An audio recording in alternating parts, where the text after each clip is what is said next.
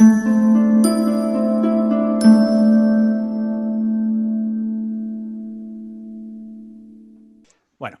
pues nada, vamos a hablar de Becker hoy. Estamos ya a 14, que es un muy buen número, así que empezamos. Becker le conocemos todos. Quien más, quien menos ha leído algo suyo, o por lo menos ha oído un montón de referencias sobre Becker. Es más famoso por su poesía, por sus rimas, pero también escribió algunas leyendas y 3 de ellas las vamos a comentar aquí hoy. Es del siglo XIX, que siempre hay que contextualizar a los autores y a las obras para entenderlas mejor. Vamos a empezar haciendo una ronda, como solemos hacer habitualmente estos últimos días, para ver qué os ha parecido a cada uno. Os voy a ir dando paso por el orden en el que aparecéis en mi pantalla antes de empezar con el debate libre. Zoom, para los que no lo sepáis, tiene la posibilidad de darle a levantar la mano. Si le dais a ese icono, que no sé si está en la lista de participantes o dónde, yo lo veré y os daré paso. Pero uno de los problemas que tiene levantar la mano y hacer un orden de turnos de espera es que si hay algún tema en concreto que se esté debatiendo y hay que pasar a alguien que había levantado la mano antes, saltamos a otro tema, luego hay que volver al anterior y es un poco complicado. Entonces, no dudéis en ningún momento en saltar a la conversación y decir lo que queráis, sin interrumpirnos, claro, pero para seguir con el mismo hilo. Y dicho eso, vamos a empezar con opiniones varias. Laura, apareces la primera en mi pantalla. ¿Qué te ha parecido las 3 leyendas? ¿Te han gustado? Pues yo la verdad es que nunca había leído a Becker, aunque parezca mentira. Creo que lo había leído en el colegio, a lo mejor una adaptación. Y me ha gustado mucho. Las que más me han gustado han sido las 2 primeras. La última no me ha llamado tanta la atención. Y pues lo que más me ha gustado ha sido la descripción de los parajes donde tenían lugar las historias. Y me parece además un autor bastante sensible a la hora de escribir y tal. Me ha gustado mucho. Muy bien, gracias. ¿Yolanda? Pues a mí me pasa un poco igual. Yo sí que había leído Becker, pero básicamente poesía. De leyenda no tenía, de hecho, ni idea de que también había escrito. Y igual que a Laura, a mí las que más me han gustado son las 2 primeras. Aparte por el estilo y la descripción, pues también un poco los temas que tocan, ¿no? Un poco de todo lo que tiene que ver pues, con la atracción de lo desconocido, toda la parte del amor idealizado, del ensueño y demás. O sea, que realmente a mí me ha gustado. La tercera es la que me ha gustado menos, porque tampoco la he visto además, las 2 primeras tenían como más, no sé, estaban como más correlacionadas. Y la última, pues la verdad que también me ha dejado un poco así descuadrada. Pero bueno, en general me han gustado mucho. Muy bien. ¿José Alejandro? Pues a mí me han gustado, tampoco me ha parecido una cosa, no me ha entusiasmado. Me ha resultado curioso una serie de rasgos comunes en ellas, por ejemplo el tema de los ojos, siempre son ojos azules y verdes, muy, muy llamativo.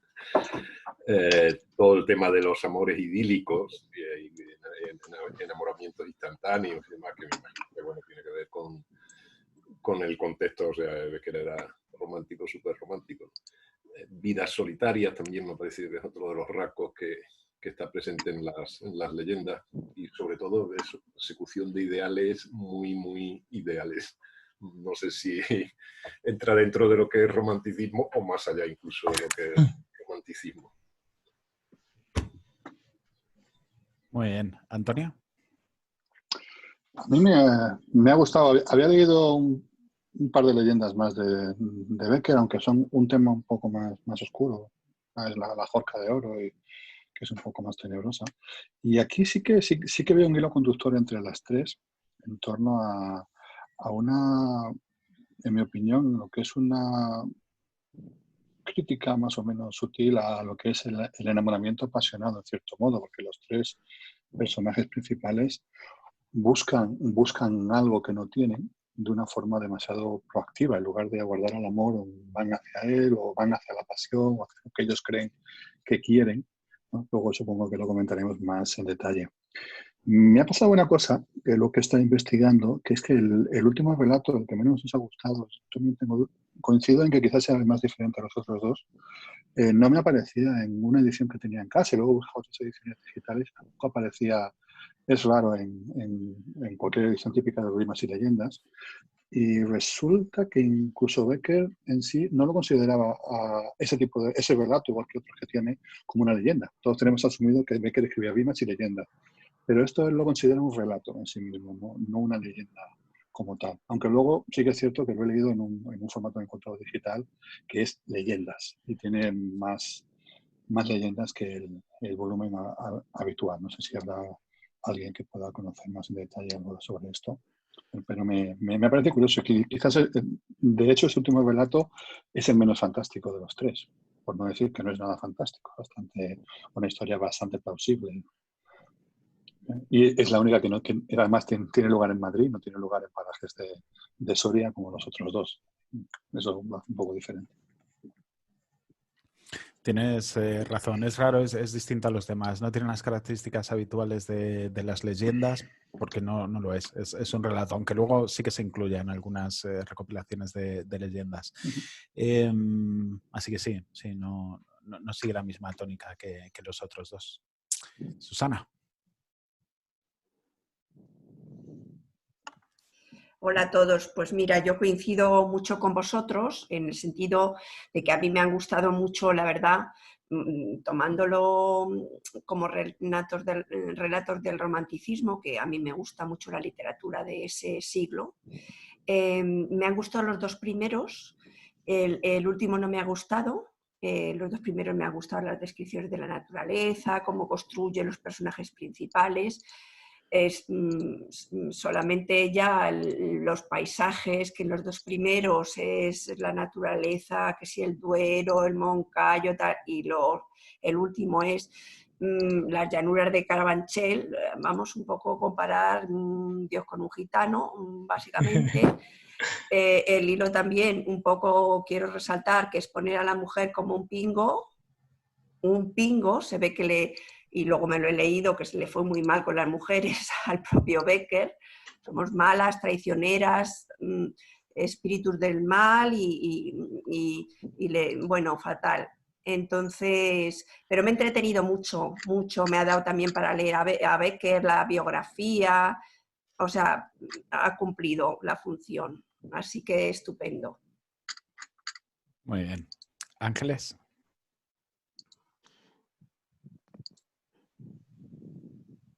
Buenas tardes. Bueno, pues a mí me ha gustado sobre todo la segunda, Ojos Verdes, me ha gustado bastante. Y luego pondría la de la tercera, la de Rayo de Luna. No sé, pues he descubierto a Becker, aunque lo leí en el colegio hace muchos años, pero vamos, no se me había ocurrido volver a Becker nunca. Y entonces pues ha sido una ocasión de leer leyendas suyas y de paso repasar un poco su biografía, su vida y su historia. Ha valido la pena. Muy y bien. Me quedo, para mí, la segunda la mejor. Ojos Verdes. Vale, puede ser que el orden lo tengamos un poco alterado y cada uno lo hayamos leído en uno. Ojos Verdes, entonces es la que más te ha gustado. A mí vale. Sí. Nuria.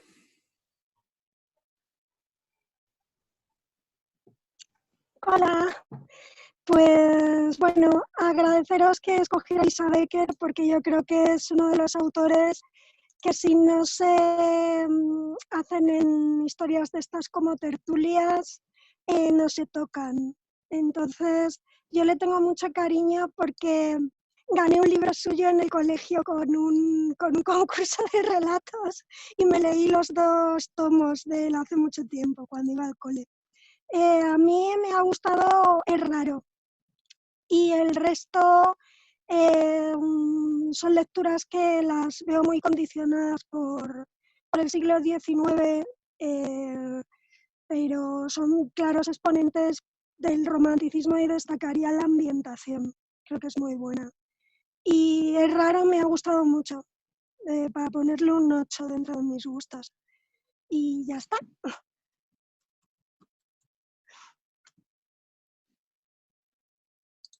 Muy bien. La siguiente sería Elena. Hola, buenas tardes. Hola. Pues yo, como algunos de vosotros, tampoco me había leído las leyendas, yo me había leído las rimas y bueno, la verdad es que me he quedado con ganas de leérmelas todas porque sí, vamos, sí que me han gustado. La que más para mi gusto, Rayo de Luna, porque me parece que, vamos, también, no sé, tiene unas frases muy bonitas, por ejemplo, ¿qué es el amor? Pues es un rayo de luna, ¿no? Me parece que para mí es el que está mejor redactado. Y bueno, pues sí, sí efectivamente se ve que Becker, pues, bueno, me han parecido un poco autobiográficos, porque, bueno, pues Becker sí que, por lo que he leído, pues no tuvo, o sea, digamos que tenía un patrón muy parecido al de estos personajes, ¿no? De buscar una mujer como muy idealizada o como que buscaba el amor platónico y luego pues se llevaba un chasco. Y bueno, pues sí, no, o sea, no me ha parecido duro con la figura de la mujer, pero sí muy crítico.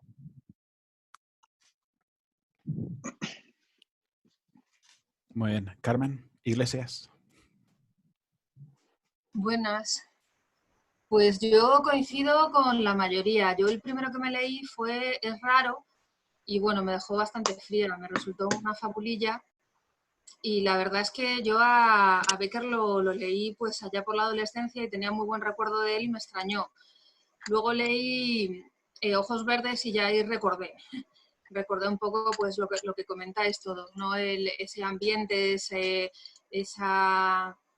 universo suyo pues tan imaginativo, tan romántico en el que te introduce Becker y que era el recuerdo que yo tenía. Y después leí El Rayo de Luna, que es el que más me ha gustado, que es por el mismo hilo y abunda más y aparte, bueno, me gusta esa especie de, no diré moraleja, ¿no? Pero ese guiño que hace a ver si el protagonista está más loco, más cuerdo, ¿no? Pues por su fascinación por el rayo de luna. Muy bien. Aurora. ¿Qué tal? Buenas tardes. Pues, a ver, yo me había leído alguna leyenda hace muchos años, un libro que había en mi casa que se llamaba Leyendas y Narraciones de Becker. Y me acuerdo de haber leído alguna y que me daba muchísimo miedo, el terror gótico ese de una mano que aparecía en un alféizar de una ventana, no sé qué, pues me impresionaba mucho cuando era muy pequeña, o pequeña, vamos.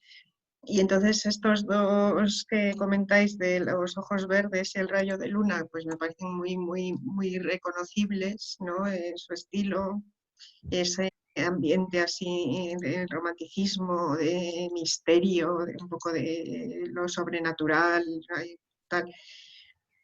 Y bueno, pues está bien, sí, me gusta.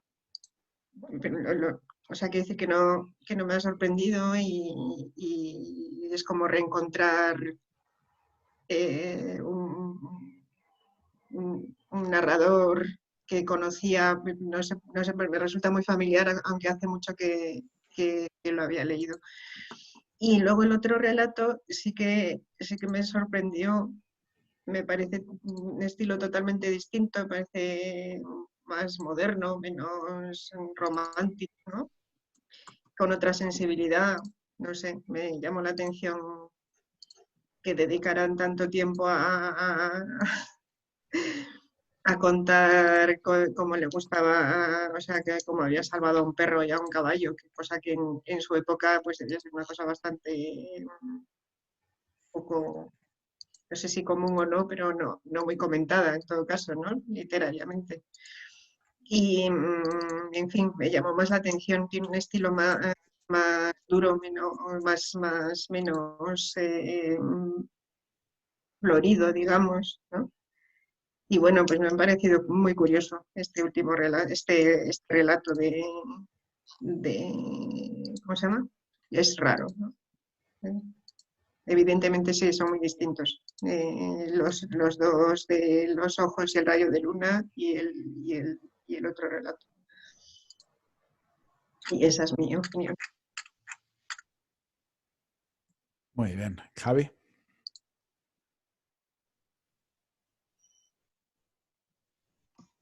Hola a todos, ¿qué tal? Pues bueno, yo para poner un poco la nota de humor, me ha pasado un efecto del coronavirus de esta época y me he ido al fin de semana siguiente. Entonces me he leído el relato del fin de semana siguiente. Pero bueno, me ha dado tiempo a leerme estos tres relatos cortos muy rápido. Y bueno, pues mi opinión está muy influenciada por la rapidez con la que lo he leído, claramente. Sí que decir que es raro, me ha gustado bastante. Reconozco que soy tendente a que me gusta más ese formato. Y Ojos Verdes también. La de Rayo de Luna es verdad que es el que más rápido me he leído y hay algunas partecitas que me he saltado, pero es que no me llamaba tampoco. La verdad, o sea, si me hubiera llamado creo que hubiera puesto más interés en leérmelo de otra manera. Y ese no me ha llamado. No, por el formato no me gusta o lo del Rayo de Luna, no sé, no me ha acabado de captar. Sí que es verdad que, bueno, que literariamente es buenísimo, ¿sabes? El de Ojos Verdes me ha encantado también, ¿sabes? En ese sentido, literariamente me ha gustado mucho, pero sin dudarlo me quedo con el de Es Raro. Muy bien. Carmen Villondas, a ver si podemos oírte. No te oímos.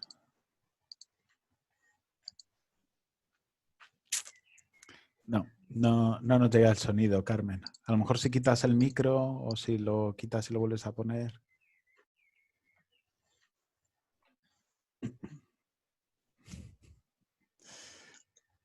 Bueno, Carmen, vamos a pasar con el siguiente y ahora volvemos a ti, a ver si lo puedes tener solucionado en un rato. Porque es que no te oímos. Hilario, ¿nos oyes?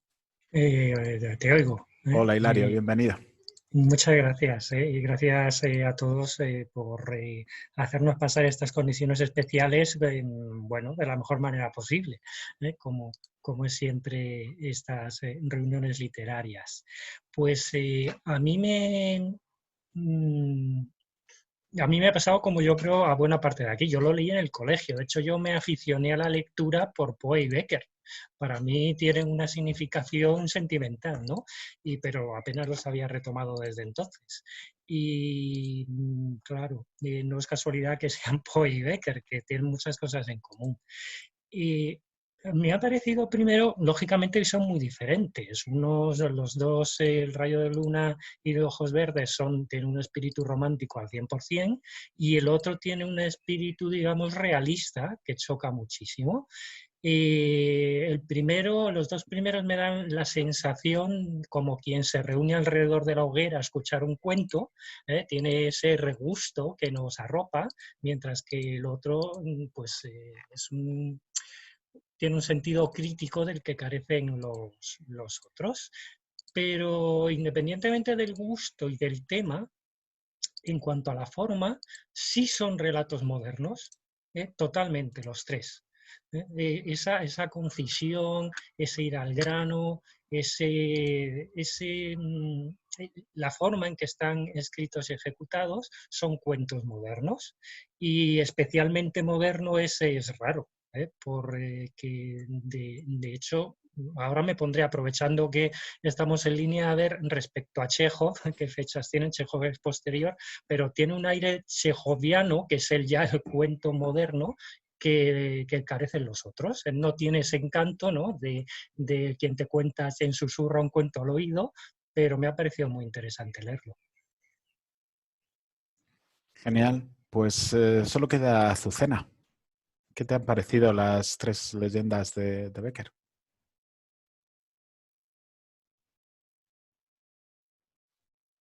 Hola. No te oímos, Azucena. Carmen, no sé si has podido solucionarlo. Tampoco. Pues no os oímos a ninguna de las dos. Si veis que en algún momento os funciona el micrófono o que podéis hablar, pues os unís a la tertulia. A mí me han gustado las tres, me han gustado bastante. Sí, es verdad que me gustaron más cuando era un adolescente, cuando lo leí, pues no sé, cuando estaba en BUP o así. Y la idea de meter es raro es dar un punto de vista, o no un punto de vista, sino poder ver algo más de la obra de Becker, aparte de lo que normalmente leemos, aparte de lo que ya conocíamos.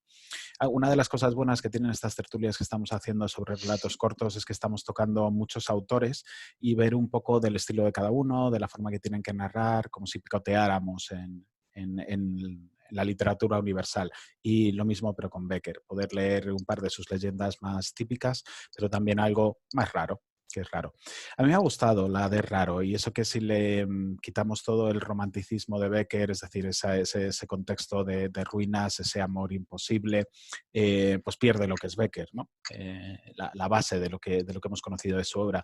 Pero sí creo que tienen las tres historias un mensaje, algo que contar de fondo, que si hubiéramos cambiado los personajes o cómo suceden las cosas de un lado para otro, pero quedara ese mismo fondo, seguiría teniendo mucho valor. Para mí, la preferida ha sido el Rayo de Luna. Es bastante clara, es muy directa con lo que está contando, en cómo perseguimos a veces fantasmas, cómo construimos realidades que no están ahí y aún así nos lanzamos a por ellas. Y bueno, cómo darnos cuenta de eso puede suponer una decepción al final si no andamos con algo de cuidado. Sobre Becker, decir que murió muy joven, murió con 34 años, escribió siendo muy joven, y yo creo que eso se refleja en sus leyendas, ese amor pasional que es casi platónico, o sin el casi, con una idealización de la belleza y de la mujer, pero que al mismo tiempo está tan idealizada que tienen que ser malas porque a él no le quieren. Es muy de adolescente, ¿no? Tuvo una vida dura, Becker. Se quedó huérfano muy pronto. Primero a los 5 años murió su padre y a los 11 murió su madre y se fue a vivir con su madrina. Becker intentó ser pintor, como lo habían sido su padre y como lo era su hermano. Eran una familia de comerciantes a la que le había ido muy bien, de apellido parecido a Becker, que no recuerdo ahora, pero que adaptaron a Becker para españolizarlo. Y él intentó pintar, pero no lo consiguió y se acabó dedicando a la escritura. Gracias a Dios. Y por fortuna se dedicó a la escritura. Pero no tuvo una vida difícil. Y luego tuvo un amor platónico y muy esencial, pero que no pudo ser, con una persona que se llamaba Julia. No recuerdo el apellido. Lo tengo en algún lado. Y que le rechazó. Entonces yo creo que eso se trasluce en la obra. Estaba muy enamorado de esta persona, a la que probablemente había idealizado, que no le quería, y todo eso lo volcaba en el papel. Luego se acabó casando y tuvo 2 hijos, pero bueno, nos llega parte de ese dolor esencial del amor cuando no es correspondido. Pues en general muy bien, coincido con la mayoría de vuestras opiniones. Y hasta ahí mi opinión. Carmen, Azucena. Sí, Susana. Añado que creo que su mujer, con la que tuvo sus 3 hijos, le puso los cuernos. En serio, pues ya apaga y vámonos. Sí, está en la Wikipedia. A ver. Le puso los cuernos. O sea que, claro, ahí está el de es raro. Le puso al pobre. Es que también se lo hicieron pasar. Puede ser que el tercer hijo no fuera suyo, sino que lo tuviera la mujer con otro. Eso es. Jolín. Vale. ¿Ves? Es que claro. Eso explica muchas cosas, sí. Remató bien todo la cosa. La vidita que tenía el pobre hombre para morir.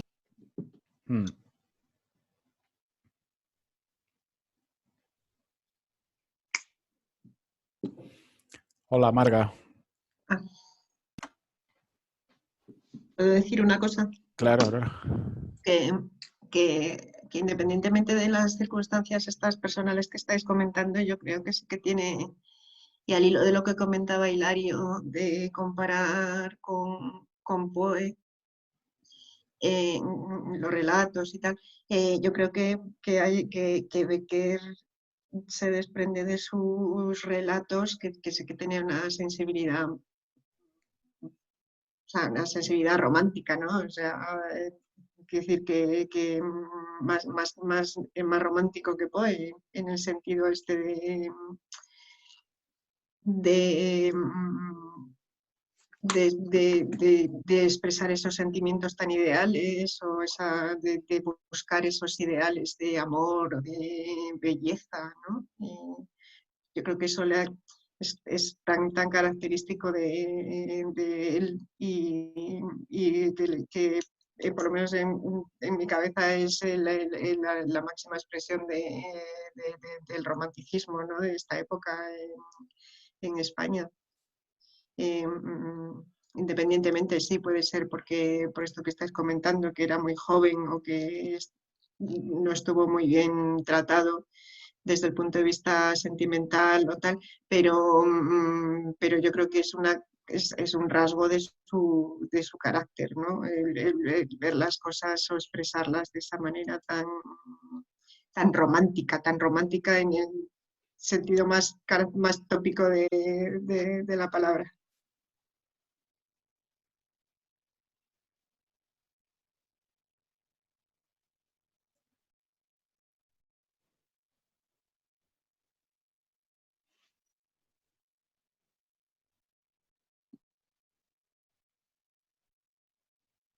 Se ha hecho el silencio.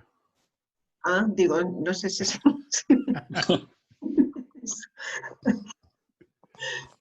Que alguien diga algo, por favor. Pues sí. Estoy de acuerdo contigo. No había pensado lo de compararlo con Poe, pero sí que totalmente de acuerdo en que sí que los dos, en mi opinión, son autores muy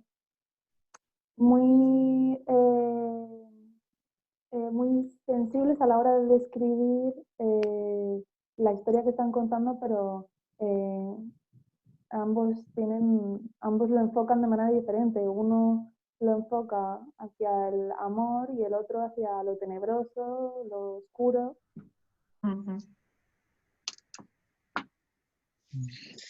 Yo quiero remarcar, entrando un poco a ver los elementos de los relatos que son comunes en los dos, en El rayo de luna y en Los ojos verdes, algo que se ve en Becker, pero se ve en todo el romanticismo, y es el elemento del ambiente, ¿no? De la construcción del ambiente, en primer lugar en cuanto al paisaje, como reflejo del estado del alma, que como digo es algo común, que se puede ver literalmente también en la pintura.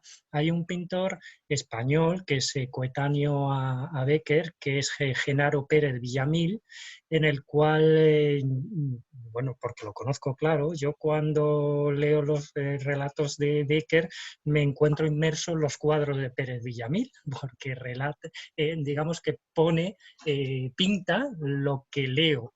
Y incluso la pintura ya no solo española, sino de Caspar David Friedrich, que es un pintor alemán también romántico coetáneo, se ve esa expresión del paisaje como parte del alma, como reflejo del alma. Y luego también en cuanto a esa construcción del contexto, ¿no?, en el que se desenvuelve el relato, también, claro, está construido, ahora ya vuelvo propiamente a las palabras, a la literatura, está construido a campos semánticos que inciden mucho en todas estas, en una serie de palabras que corresponden al tema de ámbitos muy románticos, que si la luna, el amor, en fin, cuestiones que son ya un tópico, ¿no? Y además del paisaje, el campo semántico, hay otro elemento importante, que hay más, pero bueno, que los que a mí ahora recuerdo que me hayan llamado más poderosamente la atención a la hora de construir el ambiente. Y es que, dejando aparte esto raro, la remisión a otro tiempo, al medievo, a un tiempo en el que además trata no de señores, no de los lacayos no son un personaje principal, pasan por ahí como quien dice, ¿no? Y que se ve que son los que tienen tiempo de enamorarse románticamente, porque los otros bastante tienen con comer, pero tanto al tiempo como por los personajes protagonistas también tienen algo en común entre ellos y algo en común con el conjunto de lo que es el movimiento romántico, ¿no? Es lo que se inscribe la vida y la obra de Becker.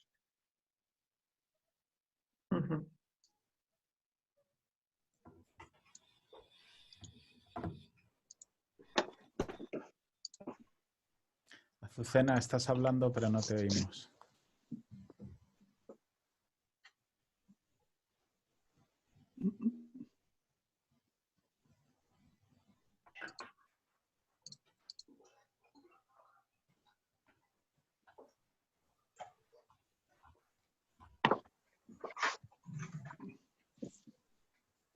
Qué tímidos estáis hoy. ¿Vais hablando como a trompicones? Está esperando por Azucena, parece que está intentando ponerse en mute, quitarse el mute, pero debe tener algún problemilla. Seril, bienvenida. ¿Qué Ay, tal? gracias. ¿Te han No gustado sé las... qué pasó, pero no podía acceder al meeting. ¿Qué te Pero han ya, parecido las estoy. tres? Sí, ya estás aquí. ¿Te han gustado las tres leyendas? Sí, muchísimo. Son un poco, como dice, raros.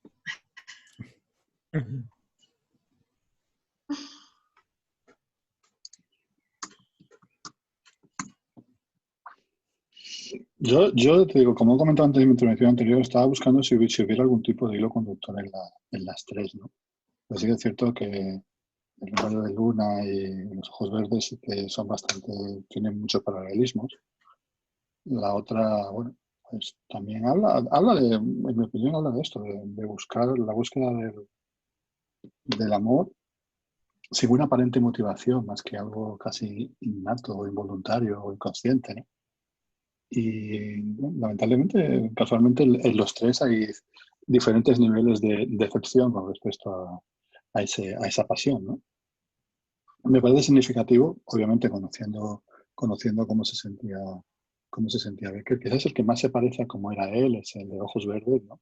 Porque él sí que tenía en su cabeza siempre idealizada esa belleza nórdica, digamos así, llamando el estereotipo. Y en cierto modo supongo que eso se reflejaba. No sé si alguien conoce algo más en detalle de esto, ¿no? Pero sí que en mi opinión es muy claro el nexo común que hay en las tres historias. La última, quizás, la de Es raro, sea más da la impresión de que sea más algo de que una historia que le contaron de una mujer que dejó al marido y él lo completó un poco con cómo trata a la mujer, su pasión por la mujer de la misma manera que trata la pasión realmente por el perro o por el caballo, ¿no? Como si fueran unos objetos que él quiere tener, poseer. Es más algo acerca de posesión que realmente no hay en ningún momento muestras de amor en ninguna de las tres historias.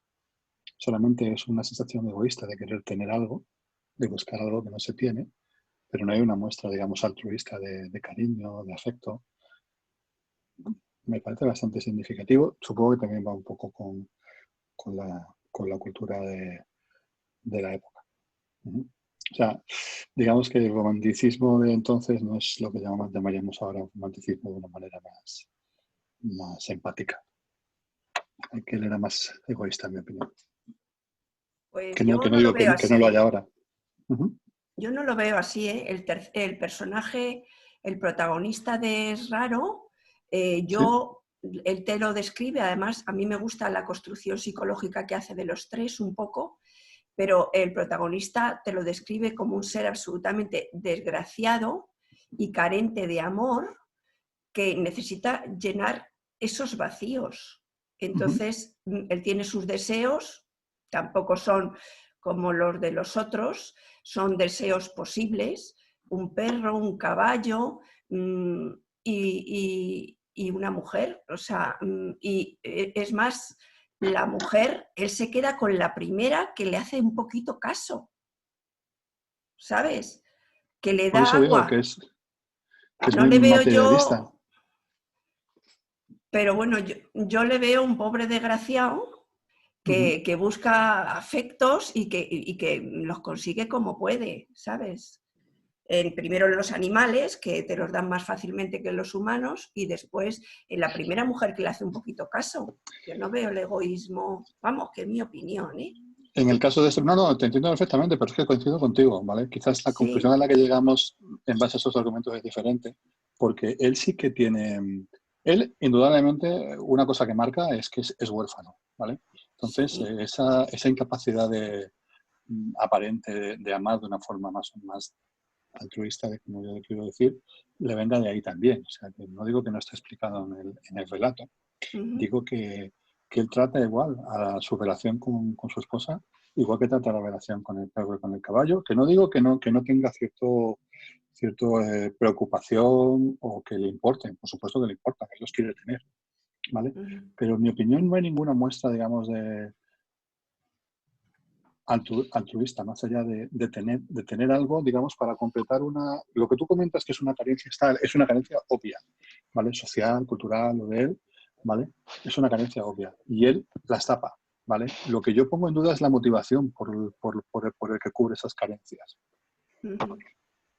Pero yo estoy más de acuerdo con Susana, porque yo sí veo que hay compasión, no sé si altruismo, pero bueno, compasión, porque el rescatar a un perro le supone un problema, que es que se tiene que ir de 200 sitios, luego cuando va a ver a los caballos y tal, pues le gustaría rescatarlos a todos y no sé qué, o sea, como no sé si es motivación egoísta o es simplemente empatía, a lo mejor, ¿no? Que es una cosa que choca un poco verlo contar en esa época, en ese siglo. Sí, no, igual no me estoy explicando bien. Él es huérfano, él odia ser abandonado y obviamente odia que esos seres estén abandonados, ¿vale? Eso no lo pongo en duda y la acción es buena, ¿vale? Pero ¿veis amor ahí? Porque la compasión no es amor. Pero lo curioso en todos los casos es que él tiene una serie de carencias y sin embargo siempre acude a lo primero que pillas. El perro que se lo encuentra, el caballo que va a los toros y no sé qué, la mujer la primera que le da, o sea que es una cosa muy curiosa, sí es cierto. Yo no estoy de acuerdo con eso de que va a lo primero que pilla. O sea, porque creo que en el relato viene a decir al principio que él busca el amor de una mujer, que es como su hueco principal, pero que no es capaz de obtenerlo. Quiere el amor, pero no lo busca. Yo coincido con Antonio totalmente. Es que querer a alguien que te necesita para sentirte útil es un error muy, muy común entre los seres humanos, ¿eh? Porque es lo fácil, ¿no? Conseguir que alguien que está vulnerable te aprecie es muy fácil. No digo que esté mal, cuidado. Digo que no es el ideal de amor romántico, que a lo mejor no existe, ¿eh? Porque obviamente yo creo que todos coincidiremos que el amor es un sentimiento que tiene un componente muy alto de egoísmo, ¿vale? Yo me enamoro porque yo me siento bien estando enamorado. Y de hecho, el amor no correspondido, en teoría no debería ser amor, pero todos lo llamamos amor. Y eso es el sentimiento seguramente más egoísta que existe. ¿Vale?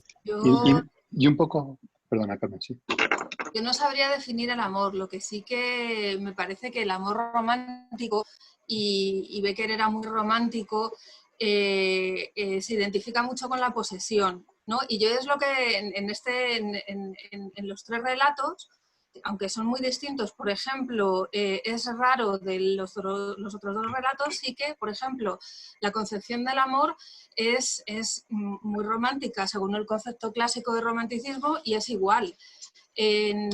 Por ejemplo, en El rayo de luna, en el de Rayo de Luna, antes de que él descubra que lo que él está persiguiendo es una luz, es un rayo de luna, él constantemente dice, yo amo a esa mujer desconocida y como la amo me tiene que corresponder. En el caso de Raro es lo mismo. Yo he elegido esta mujer, la he hecho mi esposa y me tiene que corresponder igual que me corresponde mi perro, igual que me corresponde mi caballo, ¿no? En Es Raro se ve muy claro la equiparación. Es parte de sus posesiones, sí que es verdad que diferencia las posesiones vivas como el perro, el caballo y la mujer de las posesiones muertas como la casa, por ejemplo, a la que le da mínima importancia, pero se ve clarísimo la equiparación.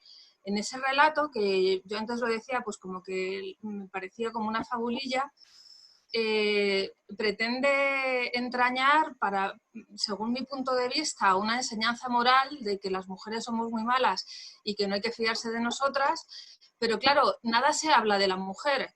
La mujer, esa mujer malísima, que después de casarse con él, lo que comenta Antonio también es muy significativo, ¿no? Se casa con él y la mujer no tiene nada, no tiene ni a su madre enferma, ¿no? Ya cuando se casa con él, la mujer está absolutamente desahuciada. No sabemos qué le ha pasado para que después de X años en una casa grande, con una estabilidad, decida huir despavorida de ese señor que se lamenta tanto y se hace tantísimo la víctima, ¿no? Entonces, yo en general, en los tres relatos sí que veo una concepción muy egoísta y muy posesiva del amor que está muy dentro de la tradición romántica, ¿no? Que es muy penosa porque al final la propuesta del amor que hacen es muy tóxica y sin embargo a mí las leyendas me encantan más pues por lo que se ha comentado antes, ¿no? La ambientación, pues ese otro mundo fantástico que te propone Becker. Yo estoy totalmente de acuerdo con Carmen. O sea, de hecho, yo creo que si realmente eso, yo creo que las leyendas atraen más por todo ese contexto idílico, por esa fantasía y demás, porque efectivamente otra de las cosas que yo iba a decir era esa precisamente. O sea, que el amor al final aquí en el romanticismo, como es un amor irracional, y trágico y demás, pero al final es verdad que es el papel de la mujer, en el tercero se ve como muy claro, porque ahí es, o sea, ya la mujer asesina, o sea, como la máxima expresión, digamos, de la maldad, entre comillas, y los dos primeros, si fuéramos totalmente racionales, creo yo, y leyéramos de manera muy racional, obviando un poco todo lo demás que da el encanto, realmente los argumentos al final ponen efectivamente, yo creo que el papel de la mujer bastante mal, ¿no? Porque al final es como algo que, o sea, por una parte dices, bueno, es que ellos, porque la posesión y demás, pero al final realmente quien va provocando todo eso es el papel de esa mujer que simboliza, pues, digamos, esa parte del amor idílico, divino, del romanticismo y demás, pero es verdad que si lo leemos desde un punto de vista racional, pues digamos que sí que da ese punto, ¿no? Digamos, de maldad, ¿no? En el sentido femenino, ¿no? En la parte femenina de los relatos. No sé qué opináis, pero vamos, yo he visto Sí, así. o sea, yo he visto esa parte de maldad de la mujer ojos verdes, es muy clara, aunque sea superstición. En Rayo de Luna, bueno, es que más que la maldad de la mujer, que también, yo lo que veo en Rayo de Luna y en la de Es Raro es una crítica a la construcción idealizada de algo que es lo que me va a hacer feliz. Porque construimos un mundo en nuestra cabeza de si tuviera esto, esto y esto, sería feliz. Y luego eso es muy frágil, eso puede romperse con nada. En el caso de Es Raro, bueno, pues porque hay un engaño ahí y entonces toda esa felicidad que había construido se rompe de repente. Y en Rayo de Luna es porque es todavía mucho más efímero incluso, es tan, no efímero, sino es irreal totalmente, es imaginado, está dentro de la cabeza de él, entonces es mucho más fácil incluso que eso se rompa en nada, en cuanto el rayo de luna se descubre que es un rayo de luna. Y la maldad de la mujer juega ahí un papel para dar a entender que todo eso que no es real, que es ficticio, es muy frágil. Yo lo veo así. Hay un par de vosotros que tenéis las manos levantadas. ¿Nuria? Sí, pues con respecto a este tema estáis sacando del amor romántico y la maldad de la mujer y todo esto, yo creo que más que eso, Becker, sobre todo en El raro, expone su propia vida y el dolor de la traición y de la soledad. Entonces, yo no veo tanto como mujeres malas, pero sí traiciones para quedarte solo. Como tenía grabado a fuego, que tuvo una infancia solitaria y como que se ha quedado ahí y no puede salir. Entonces, para mí es muy representativo el último relato. Y creo que eso está latente en toda su obra. Si te lees el resto de leyendas o de poesías, yo lo que recuerdo por encima es eso, sentimientos de abandono, de soledad, de dolor. De hecho, en este relato de El raro, él sigue corriendo, es como estoy persiguiendo algo, voy detrás de ella, pero me voy a quedar solo. Entonces, creo que su vida también es muy significativa. Esa traición de su esposa teniendo un hijo con el amante. El rechazo parece que era la mujer de su vida. Y es todo así. Y creo que fue un hombre que sufrió muchísimo. Y se ve claramente cuando en la imagen de los caballos, cuando dice, por estos cuellos pasaron sus manos los aristócratas y ahora mira cómo les tienen. Entonces es como, creo que fue una persona que no se sintió valorada. No se sintió valorada y tenía muchísima carencia de amor. Y eso lo transmite así, es como, me da mucha pena en el fondo este hombre. Y bueno, eso es lo que puedo decir. Es posible que todo ese sufrimiento es lo que le diera esa sensibilidad especial que tiene para escribir como escribe. Susana. Yo un poquito al hilo de cómo en realidad en los tres, en el de Rayo de Luna veo más temas, pero en los otros en realidad y en el de Rayo de Luna también, es el amor imposible, el amor traicionero, el amor tóxico que te conduce a la muerte. Y hilando un poco con la estructura, que es que en los tres hay como dos narradores, al principio es el escritor el que narra, en los dos primeros, y luego hay otro narrador, ¿no? Y en el tercero, en Es raro, primero es el escritor que narra, después se narra el relato en tercera persona y después vuelve al final otra vez el escritor. Y entonces, al final del Es raro, si lo he entendido bien, que es el título, al final hay una chica que es la que está escuchando el relato, que dice, es raro, porque es raro que un amor así te mate. Yo lo he entendido así, puede ser ese final entendido de otra manera. Y es como poner una nota de sensatez. En los demás lo deja como que el amor tóxico te mata y mueren de una manera. Pero aquí muere también en el de raro, te lleva a la muerte, a la tragedia, pero hay una voz que dice, ¿pero por qué? Es raro que sea así, ¿sabes?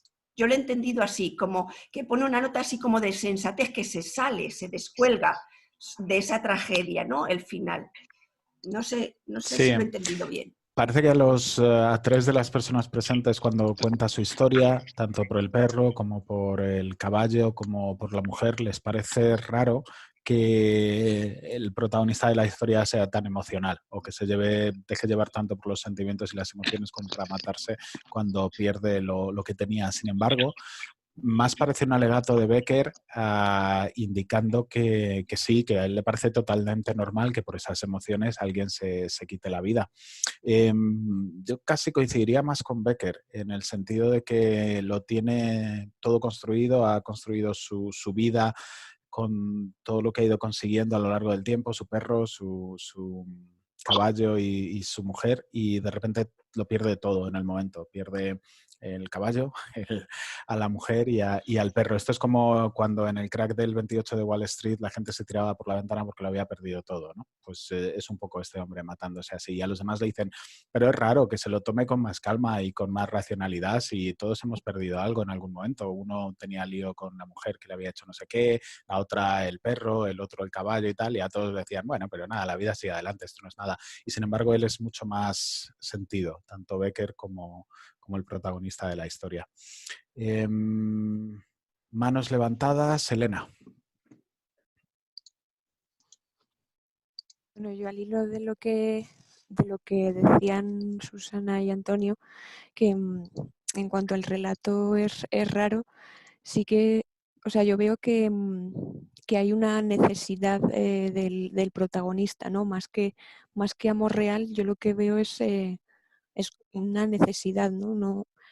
Pasa de no tener nada a ir acumulando, digamos, posesiones que son realmente lo que le dan sentido a su vida, ¿no? Y entonces no veo ahí un amor real. Y bueno, pues en cuanto estoy también de acuerdo con Adrián en cuanto a que el relato de Rayo de Luna, pues no, o sea, no trata, trata a la mujer de manera distinta que los otros dos, que bueno, que son mujeres pues que pues una es le embelesa y luego acaba por matarle, y la otra pues se marcha con su caballo y le abandona, ¿no? Y me llama la atención que pues es una figura que también está presente, yo creo que ha estado presente en todas las culturas, el de esa mujer que te embelesa y luego te mata o te hace daño y tal. No sé, me vino a la cabeza cuando leí el cuento de los ojos verdes, me recordó a las sirenas de Ulises, y también me recordó a no sé si es Jaina o Jania o algo así, es un demonio japonés, vamos, es un mito japonés que habla de una mujer muy bella y que se convierte en demonio una vez tiene a su presa, ¿no? Y no sé, es una figura bastante recurrente. Hilario. En cuanto al papel que juegan las mujeres, bueno, parece muy evidente que primero tienen un rol objetual, es decir, son soporte de la pasión del hombre. No, realmente el papel protagonista no tienen. Es un papel que está vinculado a este deseo masculino. Y por otro lado, y en Ojos Verdes, pues también, claro, está el diablo detrás de ello, ¿no? Quiero decir, está el sentido de que el deseo, el sexo, pues están vinculados al diablo. Y claro, todo esto está hecho en un contexto de una civilización católica, y en el cual pues eso no está vinculado al bien, sino a todo lo contrario. Por lo tanto, está vinculando a la mujer pues a la parte oscura. Que además, claro, esto ha ido muy lejos, porque así ha sido durante gran parte de la historia, y el cine negro y la mujer fatal pues se sustentan sobre ese mismo mito, ¿no? Del sexo y de la mujer como los que doblegan la voluntad y la orientación al bien del hombre. Eso es así. Y esto es raro realmente, aunque formalmente lo hace de otra manera, tiene ese mismo sentido romántico. Lo que está criticando es que precisamente no entiendan que se pueda morir de amor y se pueda dar prioridad al sentimiento sobre la razón, que es lo que ocurre. Aparte de que lo que claramente el final de Esto es raro critica es el ambiente.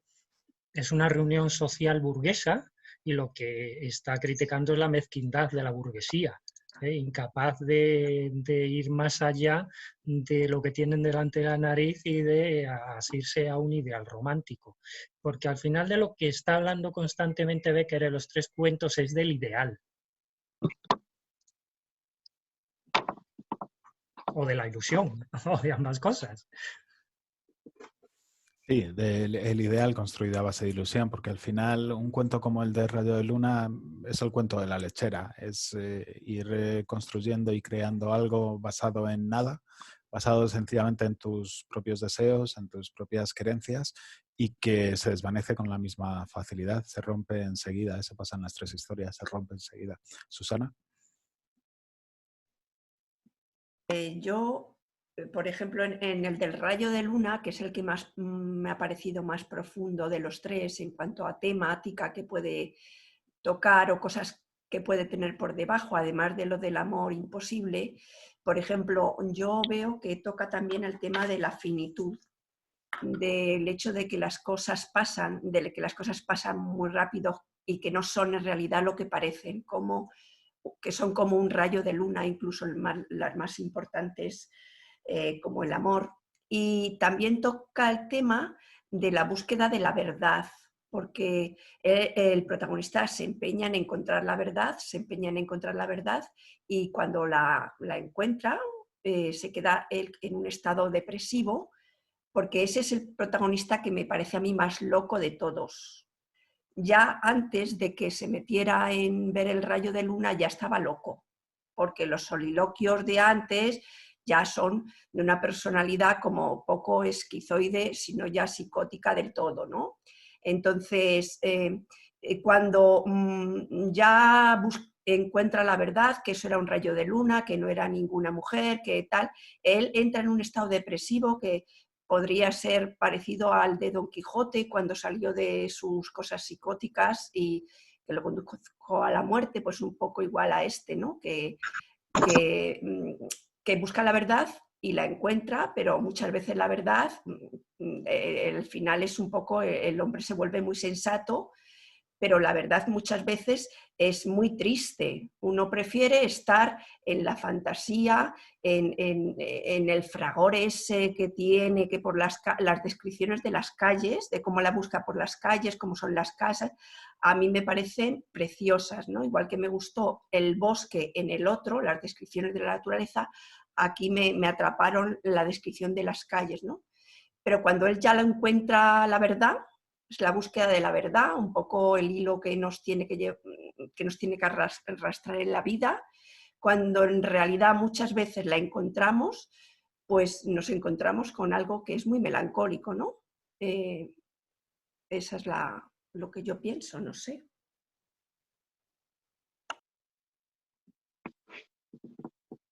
Javi. Sí, yo al hilo de lo que comenta Susana, que me ha parecido muy bueno, es que en los 3 relatos, de alguna manera, lo que trata, quizá muy indirectamente, pero es de esa búsqueda del ideal, de que nos emperramos en buscar un ideal y pensamos que es lo mejor, y cuando llega, lo encontramos, vemos que lo mismo nos hemos perdido la historia, ¿sabes? Y al final lo que encontramos no es nada bueno, o sea que muchas veces quizá por buscar esos ideales que tenemos en la cabeza, esas construcciones que nos montamos, nos hemos dejado algo por el camino que podía ser mucho mejor. O eso yo por lo menos lo he entendido de esa manera, y con lo que estaba comentando Susana me ha evocado mucho esa idea. Y yo creo que iba por ahí. Y en relación con lo que había comentado desde hace tiempo Antonio, la idea de las 3 historias, para mí sí que es la búsqueda del amor desde distintas perspectivas y distintas formas de narrativa. Las 2 primeras de las leyendas, pues es una búsqueda distinta, y en la de Es raro es una manera más real. En la de Es raro yo sobre todo lo veo más que en la parte egoísta que se ha comentado, es ese ideal de cómo tiene que llegar a encontrar a esa mujer o ese amor.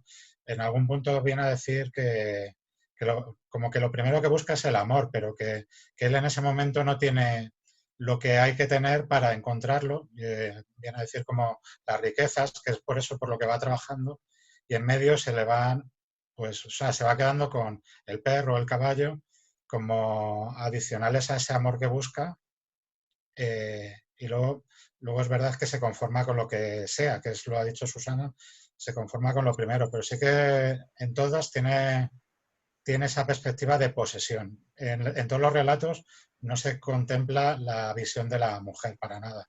Y entonces es como necesito conseguir un amor, una mujer. Y ahí os dejo mis aportaciones. Pues... No, di Nuria. No, habla tú. Yo quería volver sobre el final de El rayo de luna, porque me parece que, bueno, a mí es el relato que más me ha gustado y me parece que es el más completo porque trata más cosas, ¿no? Esto justo que estabais comentando Susana y Javier es de lo que me parece más interesante. Ha salido una encuesta de repente aquí. Sí, es que acabo de Vale, ya crearla está. porque parece que Zoom permite hacer encuestas, por si queréis votar a ver cuál de las mejores es. Perdona, Carmen, que te he interrumpido No, la es que encuesta. me ha despistado, perdona tú, ya está votado. Entonces, quería, porque la propuesta que hace Becker me parece interesante, ¿no? El relato es bastante claro, pero el final dice, Manrique estaba loco, por lo menos todo el mundo lo creía así. A mí, por el contrario, se me figuraba que lo que había hecho era recuperar el juicio. Esto también es un poco un clásico de la literatura, ¿no? O sea, la realidad tal cual la percibimos merece más la pena que una realidad quizás más fantástica, menos científica, pero que nos hace más felices. Un poco también, es un poco como lo de la pastilla roja, la pastilla azul de Matrix, ¿no? Que ya Becker jugaba con ese concepto. ¿Cómo lo veis? ¿Manrique acaba de volverse loco o en el fondo lo que hace es recuperar el juicio? O sea, ¿merece más la pena una vida triste pero con una verdad científica o merece más la pena una vida fantástica pero feliz? Una vida feliz tiene que tener un poco de locura. Eso, vamos, si no te mueres de pena. Tienes que tener por lo menos, aunque sea una vida interior, a lo mejor no exterior, que llena de fantasías y de ilusiones, y de ahí la literatura. De ahí la literatura, lo que nos vale a muchos, por lo menos a mí, que me llena de esas emociones, de esas fantasías, de ese salirme de la realidad. Esa es la función que tiene la literatura para mí, porque, bueno, yo por lo menos necesito un poco de irrealidad y de locura en mi vida, ¿sabes? Por ejemplo, ahora, en lo que estamos viviendo. Yo luego, después de venir de mi trabajo y de mis cosas, pues yo necesito meterme a leer y juntarme con vosotros y, ¿sabes?, tener estas cosas. Sí, Eso lo es que lo pasa que que yo pienso. estoy de acuerdo que decir, hace falta un poco de mundo fantástico en la realidad, pero creo que como complemento, que la verdadera felicidad tiene que basarse en algo real, Carmen, con esto que preguntabas, que Manrique lo que hace es recuperar la cordura o por lo menos poner los pies en la tierra sentando las bases para luego construir una felicidad real al darse cuenta que lo fantástico, lo irreal, lo construido quiméricamente se desmorona con mucha facilidad y no produce nada salvo desasosiego, porque es una búsqueda de algo que no existe. Entonces se puede pasar toda la vida buscando un rayo de luna y perder la vida en el proceso siendo un infeliz, cuando en realidad si te das cuenta de que lo que es real es lo que es verdaderamente válido, puedes empezar a construir una vida y una felicidad, que a eso luego, bueno, pues le añades un poco de escapismo, ¿no? De otros mundos posibles, de otras realidades, de fantasear, de jugar, genial. Pero la base, en mi opinión, debería ser siempre la realidad. Aparte que en el caso de los dos relatos primeros, en Los ojos verdes y El rayo de luna, yo no veo que ninguno sea feliz precisamente. O sea, se pasan la vida persiguiendo un ideal que han construido ellos en su cabeza y son profundamente infelices, porque claro, es un ideal que no alcanzan. En un caso porque es un rayo de luna y en el otro porque, bueno, pues es una fantasía. Entonces, un poco al hilo de lo que decía Adrián, yo creo que tenemos a lo mejor en general, ya aparte de los relatos, una excesiva tendencia a construirnos ideales demasiado ideales. Y una cosa sumamente ideal por definición es inalcanzable, y eso, a mi juicio, lo único que genera es frustración, no felicidad precisamente.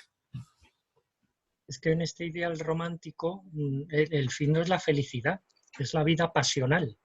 Ese es el ideal romántico, que se contrapone claramente en el esto es raro a la vida burguesa, a esa mezquindad de la vida sin pasión que transcurre en las reuniones de salón.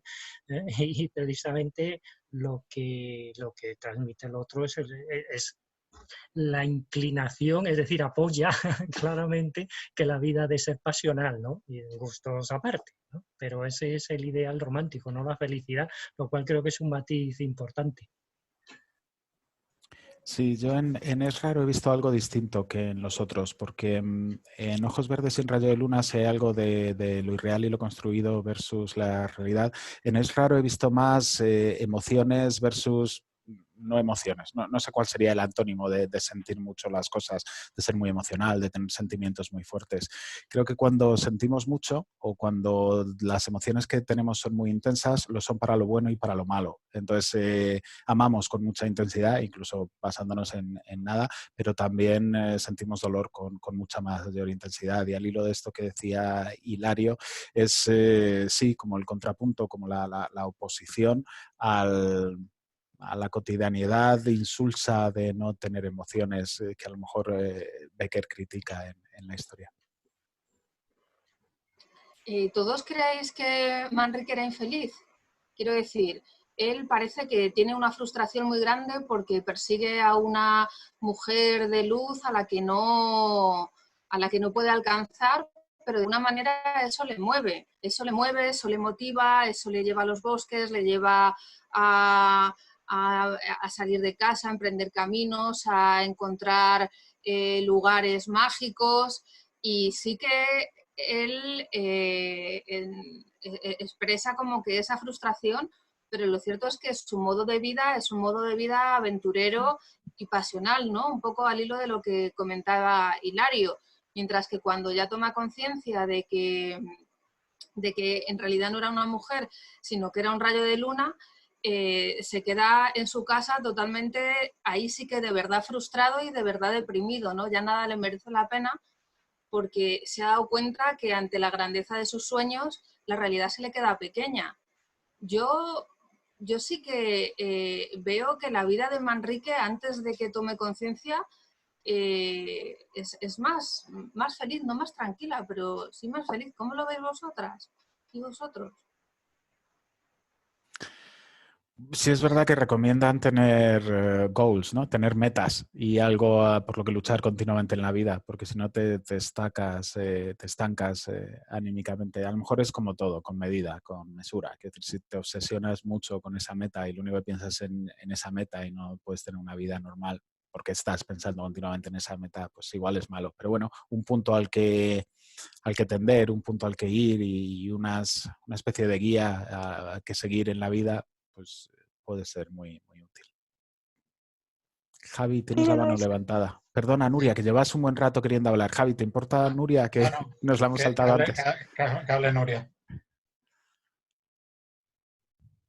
Gracias. Pero lo que yo veo aquí es que realmente la realidad real no tiene por qué interesarle. Y se ve, como dice Hilario, en El raro. Es decir, no es que los valores que ofrezca la sociedad como normales y estándares a él no le interesan. Porque como se siente vivo, es así. Y le da igual sufrir. Lo que necesita es el subidón de las emociones fuertes y pasionales, y que la ataraxia y la contención de la vida burguesa o del amor estándar no le interesa. Entonces, vale que luego te quedes destrozado, pero es lo que tú querías. Entonces, yo lo veo más por ahí. Ya está. No, yo lo que quería decir era al hilo que lo que estaba preguntando Carmen y comentaba Adrián, pero en mi opinión, no ya tanto lo que Becker quisiera plasmar en estos relatos, es que sí que está muy bien tener unos objetivos y buscarte unas metas en la vida, que eso te emociona, te ilusiona, te reta, pero cuando vuelves a la realidad y no se han cumplido todo eso, a veces te es duro y te hace daño, con lo cual creo que el balance es lo importante, el tener esas metas con un apoyo en la realidad, que creo que en esta historia de Rayo de Luna no lo tiene, ¿sabes? Está totalmente en las nubes, está pensando en el rayo de luna, siguiéndolo y tal, y hasta que se da cuenta dice, oye, pues lo mismo me conviene poner el pie en el freno, volver a la realidad y no, no sufrir, aunque he estado muy ilusionado, pero la vuelta me puede ser de sufrir. Entonces quizá es mejor tener ese apoyo en la realidad. Es que no eres romántico, Javi. Eso ya lo sabía. José Alejandro. Sí, yo a la pregunta de Carmen, yo creo que es infeliz. En el caso de Manrique, claramente. Es infeliz porque persigue algo que no llega al principio y luego cuando ve que realmente no va a llegar, pues sigue siendo infeliz de otro modo, con lo cual su vida es una constante infelicidad, por mucho que aparentemente sienta, ¿no? Pues bajo mi punto de vista, los románticos, más que sentir, en realidad es casi sufrir, por lo menos la percepción que yo tengo. Luego, por otro lado, no me deja de resultar curioso en este tipo de cosas que son gente que viven fuera de la realidad, se abstraen de la realidad. No es... todos podemos entender que no te guste la realidad. Joder, intenta cambiarla. No te abstraigas y te... Porque eso, no lo sé, salvo que seas una persona muy, muy singular, así tipo ermitaño y tal, es muy difícil vivir abstraído de todo. Con lo cual, mi conclusión es que son infelices, claramente. Has tocado un tema interesante, y es que dentro del espíritu romántico, lo que ocurre en el interior es una realidad que de hecho influye.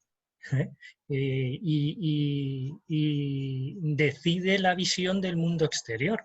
Es decir, el mundo interior es tan importante y a veces más porque uno la puede manejar que a la zafiedad y la poca ductilidad del mundo exterior, del mundo burgués, ¿no? Que es lo que muestra esto, es raro. Y esos demonios, ¿no? del mundo interior que muestra el romanticismo, al final, y de hecho yo creo recordar, y aquí me puedo equivocar, porque mis lecturas de Freud datan de hace mucho tiempo, pero que precisamente Freud analiza alguna de estos, bueno, dentro de su estudio del psicoanálisis, que algunos de los mitos románticos, ¿no?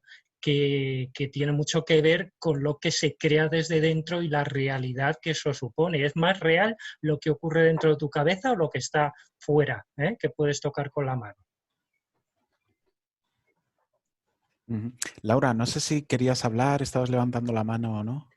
Sí, yo solo quería, era una pequeña cosa. Respecto a la pregunta que hizo Carmen, la verdad es que estoy totalmente de acuerdo con Nuria, me ha parecido brillante lo que ha dicho y creo que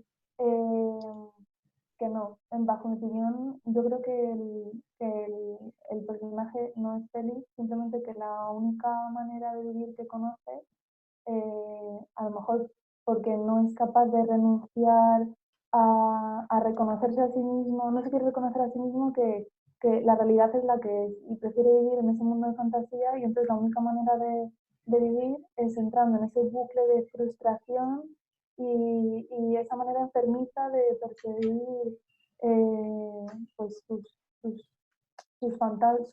las historias que se crean en la cabeza. O sea, yo creo que es la única manera que él entiende de vivir y que es enfermiza. Y no creo que sea feliz, simplemente que es la única manera que conoce de actuar. Susana.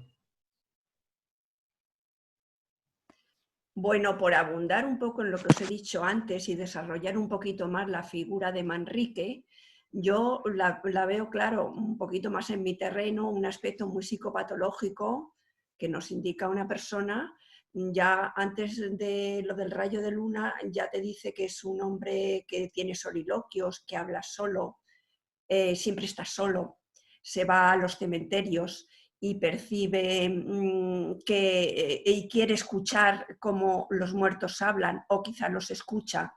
Y luego hay una figura psicopatológica que está entre medias de la psicosis y de la normalidad, porque las alteraciones de la percepción pueden ser las psicóticas totalmente, que son las alucinaciones.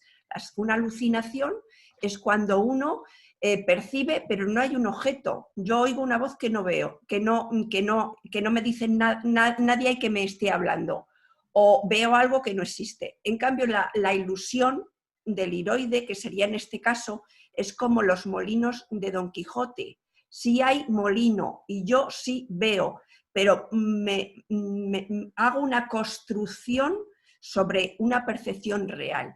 Y en este caso hay un montaje sobre un rayo de luna, que él ve la capa, ve la orla, que ve el vestido, que luego ve como la voz.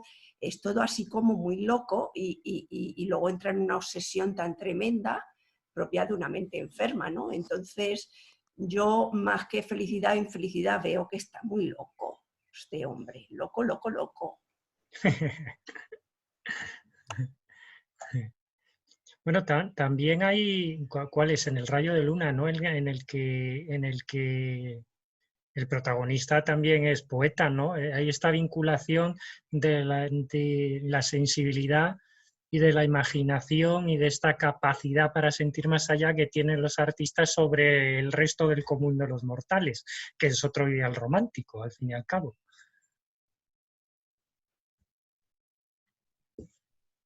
Bueno, yo no sé si será romántico o no, pero vamos a hacer una mención, creo que a la Piquer con la canción de Los ojos verdes, porque es que al leerlo no me la podía quitar de la cabeza, digo, madre mía, en fin.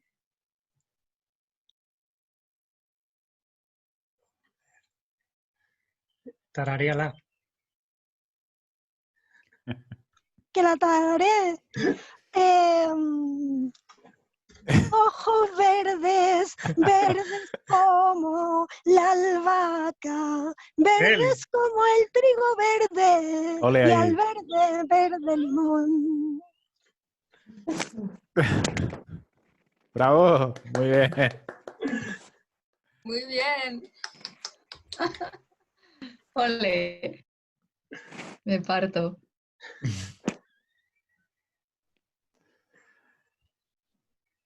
Aurora está aplaudiendo virtualmente con el icono de las manos.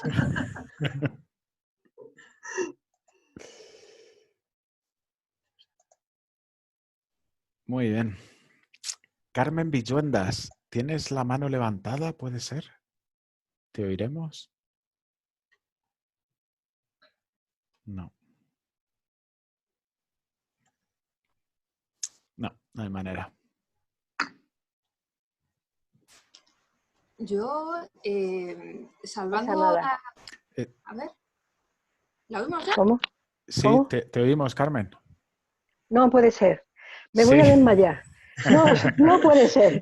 No puede ser. Me estoy comiendo las uñas porque tengo un montón de cosas que decir. Pero desmáyate románticamente, Carmen. No, románticamente no.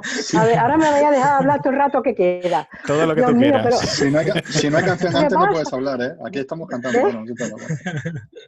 A ver, no me lo puedo creer, no me lo puedo creer. A ver, no sé por qué. A ver, estoy hablando por el móvil porque el ordenador se me ha bloqueado, o sea, se me ha ido, ¿vale? Pero hablo por aquí estupendamente. A ver, voy a decir un resumencillo, ¿no? A ver, a mí me han gustado los tres relatos, porque el primer relato es como real, o sea, el primero no, el que yo veo primero es el de Qué raro. Es alguien que busca lo que quiere conseguir en la vida, un perro, un caballo y una mujer. Bueno, un poco burdo eso de hay que parar a la mujer con el caballo. Entonces es como si le hubieran fallado esas tres cosas. Es el menos fantástico, pero a mí me encanta. O sea, me pareció el más realista y que se puede morir de amor, porque hay como una especie de amor más, de búsqueda de algo, porque era el pobrecillo, yo creo que tenía una vida horrorosa, porque fue huérfano de padre a los 4 y de madre a los 11 años, creo, ¿no? Era un ser solitario. Entonces está el amor. En realidad son 3 búsquedas de amor en sus diferentes relatos. Está la búsqueda del amor, el amor como pasión, el que tú te imaginas que te daría la felicidad, como rayo de luna. Lo busca, está entre medias de sus fantasías. En realidad es una cosa como producida por su mente, como una compensación, porque yo no creo que él lo elija, yo creo que el pobre se construía la vida interior de lo que podía ser. En mi opinión, es el cómo acaba. El cómo acaba me parece como interesante, porque de alguna manera era un rayo de luna, o sea, que recuperó la cordura, o sea, que te dejas de tontería de pensar que porque el viento y la luna se te pueden, no sé qué, se pueden mover, busca un ideales adolescentes románticos, pero a lo que voy yo es a lo mortífero que puede ser eso, al final, ¿no? Y los ojos verdes, que me he enrollado a leer cosas de las ninfas y todo eso, que a mí me ha encantado, me ha parecido muy bonito en cuanto a los mitos y a cuando se puede encontrar dentro de una arboleda. Entonces, los mitos griegos hay muchísimo en relación a eso. De hecho, Orfeo cayó un poco, es hijo de una ninfa y de Zeus, ¿no? Entonces, es como algo donde es un poco como Narciso, que se mira en el agua y cae y muere, ¿no? O sea, donde algo te atrapa, o sea, te atrapa tu mismo espejo que te has creado tú, un poco para sobrevivir, porque él quería sobrevivir a todas sus fantasías, ¿no? Él se buscaba una historia, o sea, tiene una fantasía tremenda. A ver, yo estuve con un grupo de gente un poco friki, que nos fuimos a San Saturio, de esto de Ávila, y estuvieron leyendo las poesías y me encantó. Un poco atropellada porque quería que no me iba a poder hablar ya, digo, Dios mío, no puede ser. Bueno, me ha encantado todo lo que estabais diciendo todos. Yo me quedo con Rayo de Luna porque de alguna manera recupera un poco era verdad, era un rayo, o sea, móntate la vida de otra manera, ¿no? De todas maneras es todo muy desgarrado y muy tremendo, ¿no? A ver, ¿alguien me explica por qué yo ahora puedo hablar y antes no? Porque no lo sé. No me lo vayas a poder explicar. Bueno, no importa, vale. Gracias porque estabas hablando, Carmen Iglesias, ¿no? Son misterios de la tecnología, Carmen. Los caminos de Silicon Valley son Del Señor son infinitos. inefrutables. O sea, a lo mejor era yo que... Es que yo me he propuesto escuchar más que hablar, pero no tanto, porque... A ver, es el micrófono, o sea, el que se me haya ido, que ya tengo un micrófono que me ha traído Amazon, con no sé qué, y se me haya desconectado internet, digo, bueno, por lo menos tengo el móvil, pero aún así, bueno, no sé. Yo creo que es de esos que le doy al micrófono pequeñito abajo a la izquierda. Bueno, pues nada más. A ver, bueno, pues nada, ya me callo. Gracias, Carmen. La otra Vale. Carmen Iglesias quería decir algo a lo mejor. Que bueno, yo salvando las distancias, cuando leía estos relatos, aparte de recordar cuando leí las leyendas en la adolescencia, de alguna manera también me recordaba a Emilia Pardo Bazán. Emilia Pardo Bazán es posterior, pero bueno, también es del siglo XIX y no he podido evitar la comparación porque hemos leído hace poco el relato de la resucitada y me ha llamado la atención que el relato de la resucitada también tenía, pues eso, un ambiente fantástico y así antiguo, importante, pero sin embargo era como mucho más profundo, ¿no? Tenía como muchos más temas, de hecho el debate dio mucho de sí. Y Becker, claro, las comparaciones son odiosas. Becker siendo otro autor de otro estilo y tal, pues no sé, se me ha caído un poquito del pedestal. Por la profundidad, quiero decir, por la estética de los relatos, pues, y el romanticismo, pues claro, no es difícil competir con él. Y solo quería un poco comentar eso, ¿no? Que no he podido evitar acordarme del de Pardo Bazán.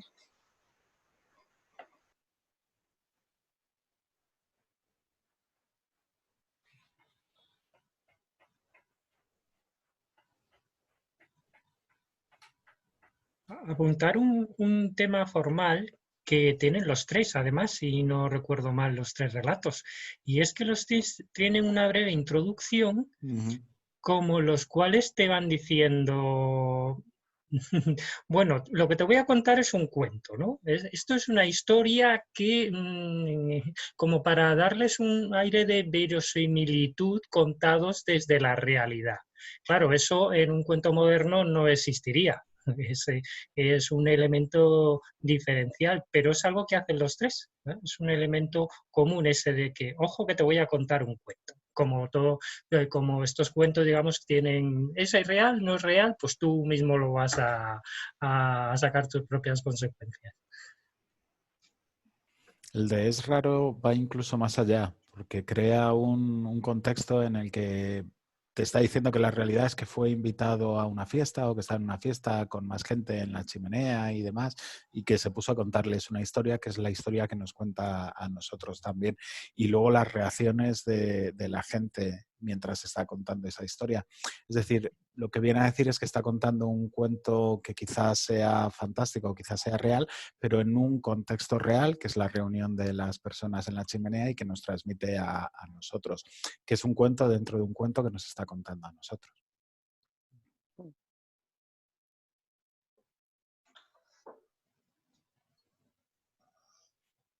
A mí me ha llamado también la atención la introducción y la verdad es que me ha gustado mucho porque me parece que lo que hace es acercarse al lector o la lectora.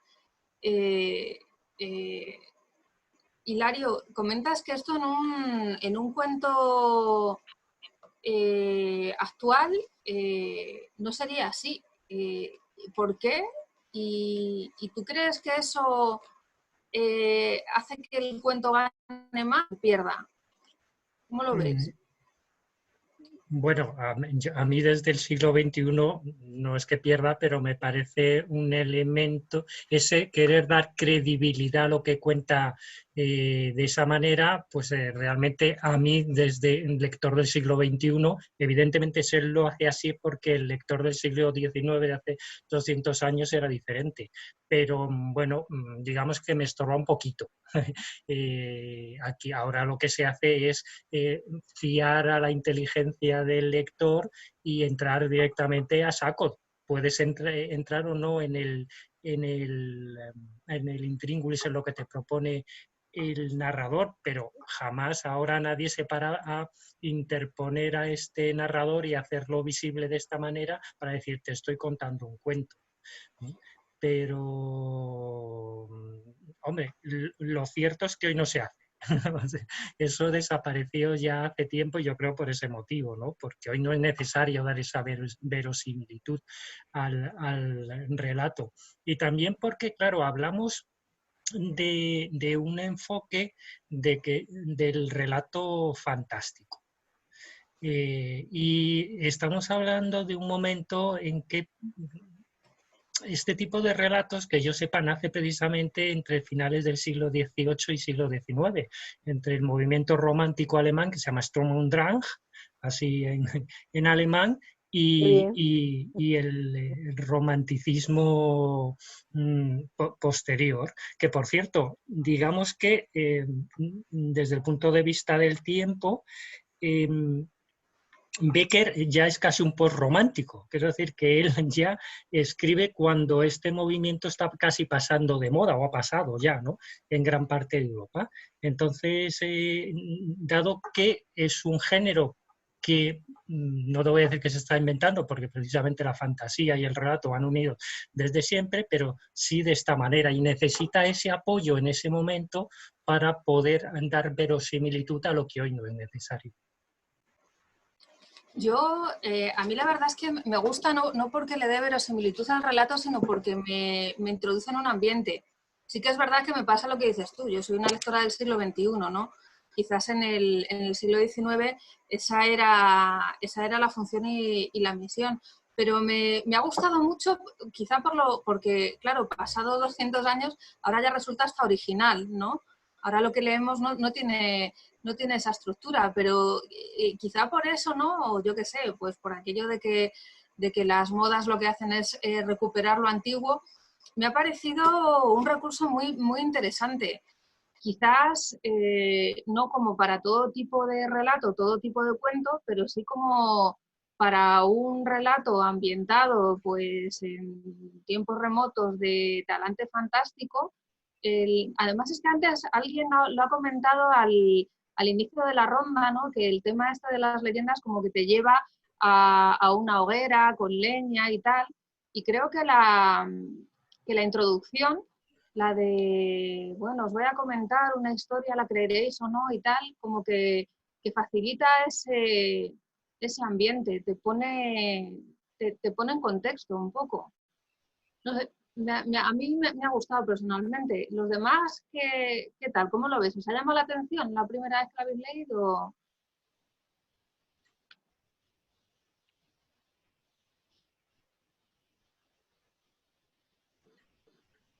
Carmen Villuendas, no hace falta que levantes la mano. Si quieres intervenir, adelante. Ah, vale, vale. A ver, Prioridad, es no verdad. estar tanto tiempo callada, Carmen. No, pero yo es que soy muy discreta y es que me he propuesto pasar al siglo XVIII. No sé, a ver, es que me parece que sí, que a lo mejor en literatura es verdad que que no es un contexto actual, aparentemente, pero en la realidad, yo que trabajo con jóvenes, sí que existen los amores románticos de mujeres o de ideas o de lo que tengo que tener o lo que tengo que tener en la vida como el, ay, qué raro, ¿no? O qué raro, ¿no? Ese trasfondo de si yo tengo esto y tengo lo otro y tengo un coche y tengo una casa y tengo no sé qué, si lo pierdo, me hundo, ¿no? Por ejemplo, y el amor romántico de Rayos de Luna, por ejemplo, esos amores románticos que parece que no están, pero es verdad, sí que está. O sea, hay amores que esclavizan y que adoras a no sé quién por unas cualidades que tú has puesto en esa persona, pero que no son reales y que luego te dan la cara, te explota porque a lo mejor no corresponde a la realidad de lo que has tenido. Es cierto. O sea, es verdad que a lo mejor la literatura no está, pero la realidad está, ¿no? Entonces, a mí me encantó cuando dijo era un rayo de luna, o sea, era una realidad, era mentira, o sea, una mentira que yo he necesitado crearme para sobrevivir. O sea, no sé, era un poco, ¿qué quería decir? Pero eso es un poco como los amores platónicos, ¿no? Quiero decir, cuando, pues eso, de adolescente te gustaba no sé qué cantante o no sé qué actor y lo ponías en todas las fotos que encontrabas de la super pop en tu carpeta, que bueno, que es un amor como muy real, pero que está como muy claro que no se va a cumplir nunca y no por eso deja de ser real, ¿no? Lo que comentas me suena un poco a eso. Bueno, una cosa es el romántico, otra cosa es esa idealización de algo más allá de que diga, bueno, esto va a durar un tiempo. Yo creo que este hombre que tenía 30 años, 40, o sea, cuando escribía estas cosas, no sé, o sea, es algo más como una cosa romántica que es un paso entre no enamorarte y enamorarte, que sí que me gusta porque tiene a mí me resulta interesante que no me ha hablado de ello, es de rasgos, ¿no? De los ojos, de un movimiento no sé, por ejemplo, lo de los ojos, que me parece como que te enamoras de unos ojos, o sea, una cosa parcial, no o sea, eso puede sonar como un momento, pero bueno, no sé, sigo pensando que en la actualidad hay ese tema, y en la realidad la literatura no lo plasmará, pero está ahí. No sé si te he contestado, no sé, bueno. Pero bueno, me vale, sí, yo coincido contigo, o sea, en la actualidad el amor romántico está muy presente, con otra estética, claro, no se presenta de otra forma, claro, de otra forma, sí. O sea, no se presenta como una ninfa en un lago o no sé qué, sí, pero... Claro, pero se presenta como la colegiala que ve llegar al motero malote y las miradas y se enamoran locamente el uno del otro. El más malote le gusta más y lo idealiza, y si no le hace caso, pues se hunde en la miseria, por las nuevas tecnologías que a mí me gustan tanto, que las quiero mucho, porque además estoy muy bien con ellas. pero que por el WhatsApp se dejan de querer y se hunden.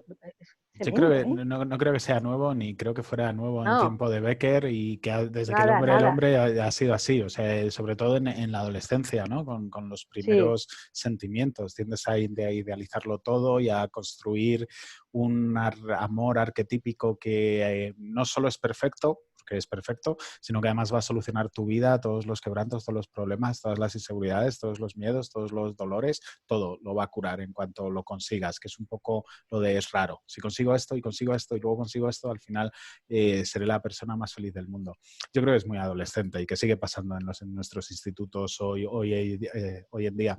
Y creo también que eso va desapareciendo con la madurez, según vas teniendo más experiencia en las relaciones de género, vas teniendo más contacto con gente del sexo opuesto o del sexo de tu elección, y entonces vas viendo que la realidad es otra y que lo que hace falta para hacer feliz no es tanto lo construido como lo real, ¿no? Al final es la madurez la que cura eso, pero que está presente el amor romántico idealizado, sí, sin duda. Aquí me surge a mí siempre, cuando hablamos de estos temas, me surge una duda de si no es el arte y la literatura, quizás más en concreto, que nos ha vendido esa imagen, si no tergiversada, así exagerada del amor romántico, ¿no? El adolescente al final, antes de conocer el amor, lo que conoce del amor es el tópico, ¿no? El amor romántico, y es lo que busca, ¿no? Luego ya cuando uno madura y pasa por diferentes relaciones, amor, desamor, decepciones, es cuando ya se da cuenta quizás, bueno, hay tantas definiciones de amor como personas que piensan en ello, ¿no? O sea, al final uno se da cuenta de que el amor no se busca ni se encuentra. El amor te das cuenta de que lo tienes en un momento determinado y ya está. Pero no sé si a lo mejor aquí en el arte, la cultura, la literatura en concreto, nos ha estado, digamos, involuntariamente manipulando, vendiéndonos ciertos estereotipos del amor, y hasta que no somos ya bastante adultos no nos damos cuenta de eso. De hecho, hay autores que según escriben en una fase u otra de su vida, García Márquez es un ejemplo muy, muy claro, te van contando cómo ven el amor en diferentes momentos y cambia. Involuntariamente no, muy voluntariamente. Yo creo que todos los que estamos aquí, que somos lectores, y supongo que todos vemos cines, estamos influenciados culturalmente por todos esos conceptos, de un modo además que no te puedes quitar de encima, o sea, que es algo que absorbes, y que las películas románticas siguen teniendo su apoyo, especialmente están dirigidos al público femenino, es verdad, es así, ¿no? Así ha sido tradicionalmente, pero claro, todos tenemos un concepto de amor que viene determinado por lo que hemos leído y visto, y sea para rechazarlo, sea para asumirlo, o ambas cosas a la vez, depende del momento, pues es algo que nos conforma, ¿no? O sea, las cuestiones no solo surgen de los sentimientos, surgen también, claro, del mundo de las ideas y de la cultura. Y está muy bien traído, además. Coincido totalmente. Yo creo que la cultura nos conforma y conforma nuestra manera de entender las relaciones, y que las relaciones o el amor romántico se llame romántico tiene que ver mucho con el movimiento cultural del romanticismo, y que antes las relaciones se entendían de otra manera. Yo creo que actualmente que tiene mucho más peso que la literatura el cine, aunque la literatura también. Y lo que comentaba con Carmen, ¿no? Con otra estética, pues como más realista, ya no hay ninfas en los bosques, sino que hay malotes moteros, pero se sigue reforzando ese esquema de relaciones románticas. Entonces, por eso la cultura es tan importante, no solo porque nos guste y disfrutemos con ella, sino porque modifica nuestra manera de comportarnos, de pensar, de sentir, incluso de desear y de soñar cosas, ¿no? Entonces, es importante, sí. Yo creo que, puedo hablar, yo creo que la cultura es importante, lo que leemos, lo que vemos, pero también nuestras experiencias vitales, ¿eh? Y yo creo que este hombre anda buscando una consolidación de un espejo que le devuelva algo de su realidad, que no encuentra. Y encuentra una cosa maravillosa que es escribir. y así como escribiendo se saca toda su fantasía de lo que él quisiera encontrar, que bueno, de alguna manera medio le sirve, ¿no? Pero luego las vivencias de él, yo creo que las vivencias de él, que de alguna manera las tiene, luego las pierde. Yo creo que fue un hombre con muchas pérdidas, ¿no? Con muchas pérdidas de joven, de pequeño, no sé si fue... perdón, no sé qué ha escrito nada, vale, termino.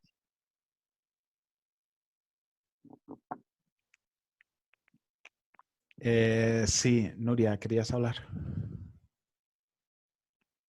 Pues yo, sobre lo que estabais diciendo, de que cuando tienes más años maduras y ya no vives esos amores adolescentes tan súper fuertes y ay, es todo y tal, yo creo que es peor, porque después de rupturas y después del peso aplastante laboral y cómo te has quedado después de los mega self y personajes de cómo sería tu vida, y entonces te ves ahí y dices, no, yo prefiero vivir un amor romántico platónico sin que ni siquiera se entere, porque yo puedo tener mi cuelgue interno de que el amor sobreviva ante el peso aplastante de la realidad, y de hecho ni siquiera quiero vivirlo porque sé cómo va a acabar, porque todos vamos a acabar viendo Netflix con la nevera roja y entonces dices, pero ¿cómo va a volver esto a ser así? No, yo me meto este chute de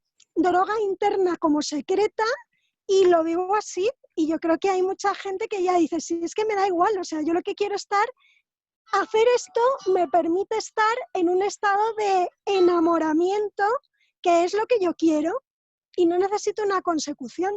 Entonces hay gente que preferiría tener ese rayo de luna para poder simplemente verlo. Entonces yo creo que los puestos de la Super Pop siguen pero internos, pasados los años, lo cual ya es peor. Coincido que la necesidad está ahí. Vale. La pregunta que me surge al hilo de lo que decía yo antes era si esa necesidad que tenemos de enamorarnos, sentir el amor, ¿es algo innato o es algo que nos viene dado por la cultura, la literatura, nuestro entorno, los cuentos que nos cuentan de pequeños, el fueron felices y no perdices? Es la duda que me surge. Si de forma aislada, alguien vive de forma aislada sin conocer lo que es el amor, ¿sufriría esa necesidad de enamorarse alguna vez? Pero somos muy influenciables incluso para eso, porque al final el amor puede llegar a ser un sentimiento hasta cierto punto aprendido o una necesidad aprendida. Bueno, yo creo que... Perdona, Carmen, sí. Sí, vale. No, continúa, por favor, Carmen. Sí. Vale. No, es que a mí me parece que hay algo que yo veo en la actualidad, que es el tema de los enamoramientos con la imagen. O sea, que se ven,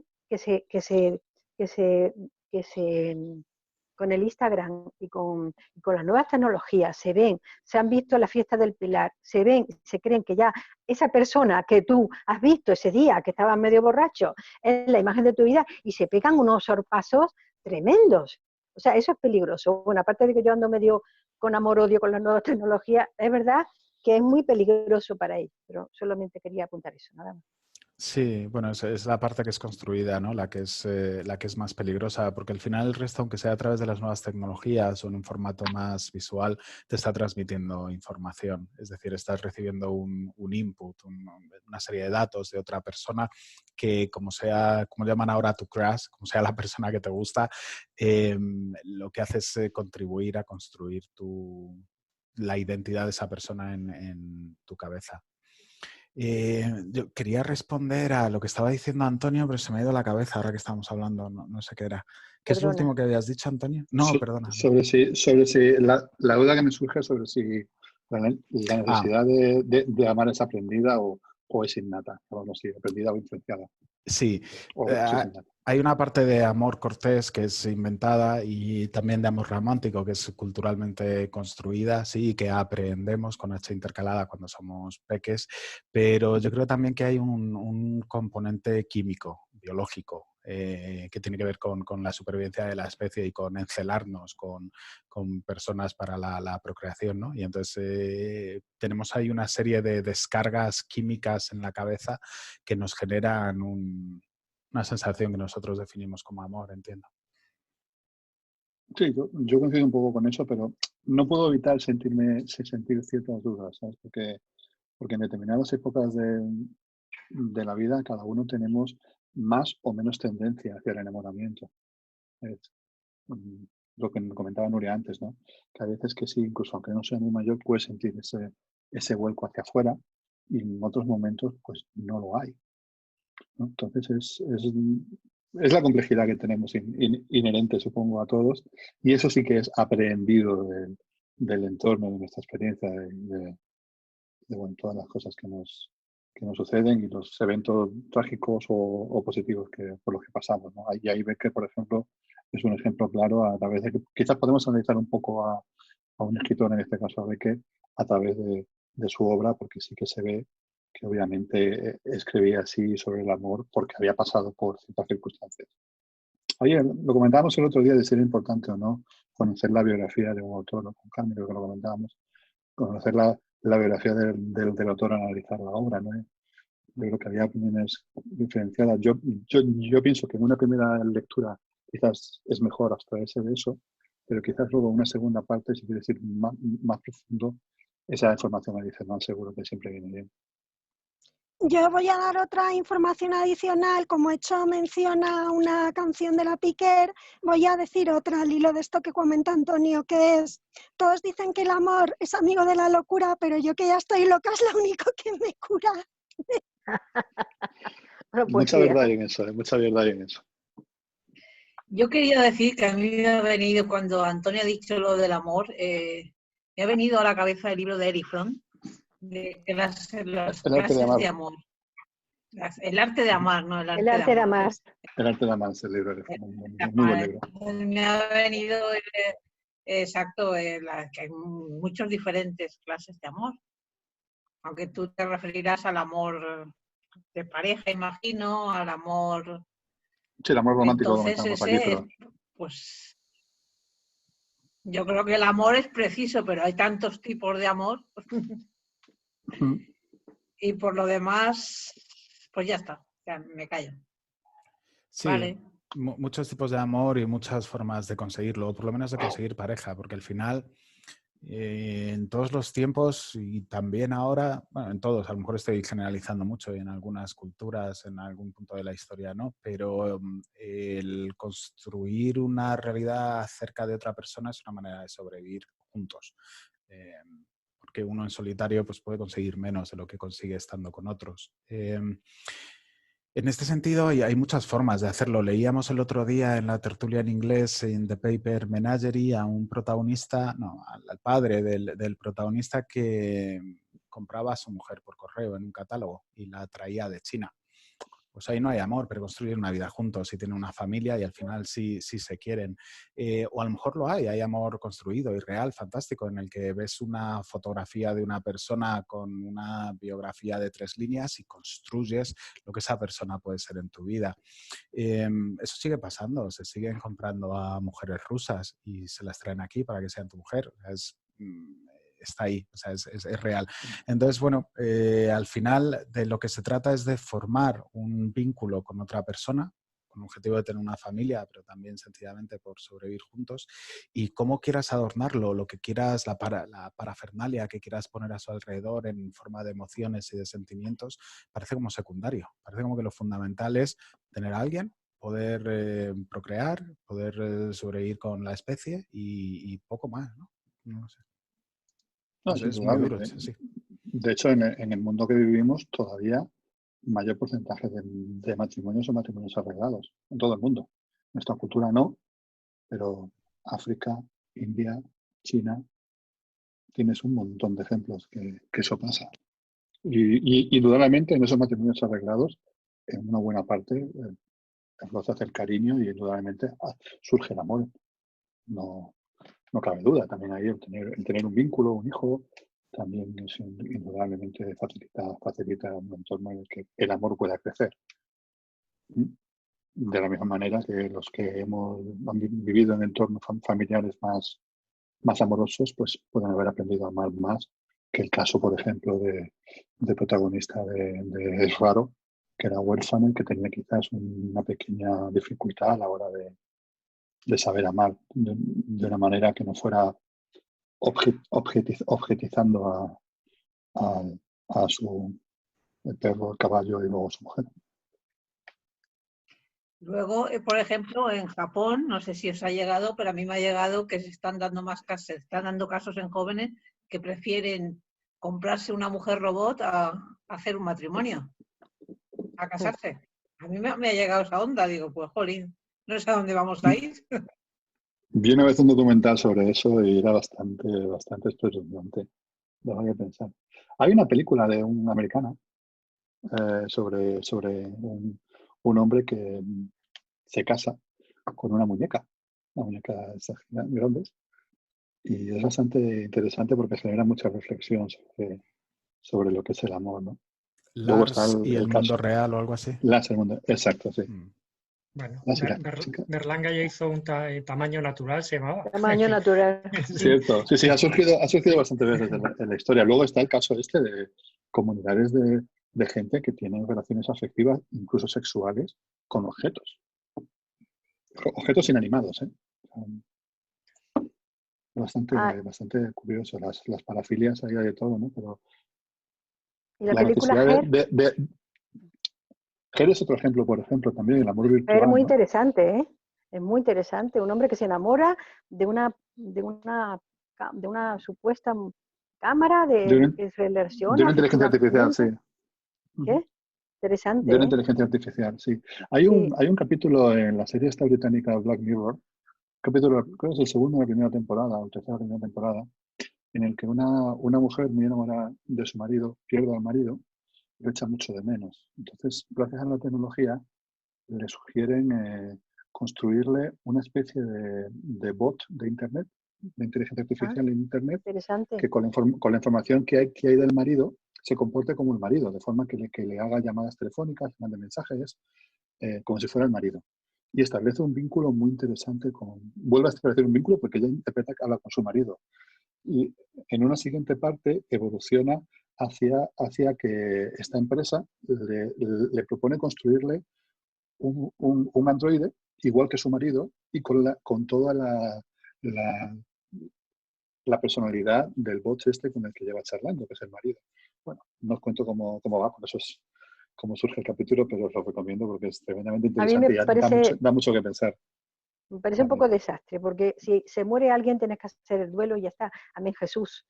O sea, otra cosa es que tú tengas tus recuerdos, tus sentimientos, pero tienes que aceptar la realidad, que es lo que estamos hablando, ¿no? Que a veces en nuevas tecnologías se pasa. Sí, indudablemente. El duelo ahí es la parte egoísta del amor, ¿no? Y no quieres dejar ir a la...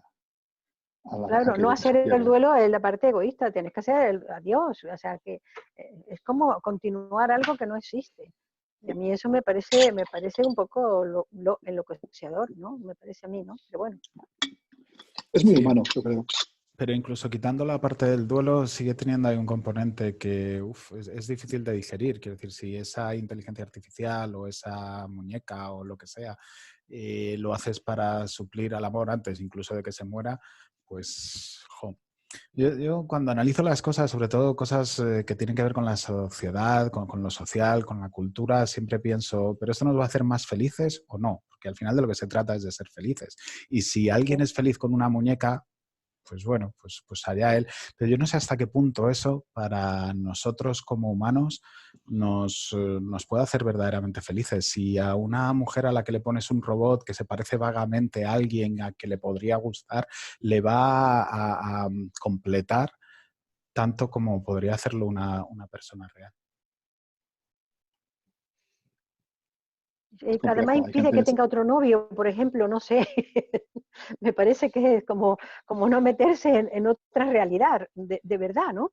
Quedarse ahí como un duelo congelado, no sé, bueno, pero es Hay gente que le gusta ¿eh? estar sola, hay gente que le gusta tener una mascota, Bueno, o no hay tener a gente nadie, que pero incluso se dan al poliamor y tienen relaciones con más de bueno, una también puede persona. ser cualquier cosa, otros novios, pero la realidad, no vivir de verdad. Esto, vivir la fantasía, yo insisto en lo que dije al principio, que te puede encapsular y atrapar y ser un esclavo de esa fantasía, de esa imagen.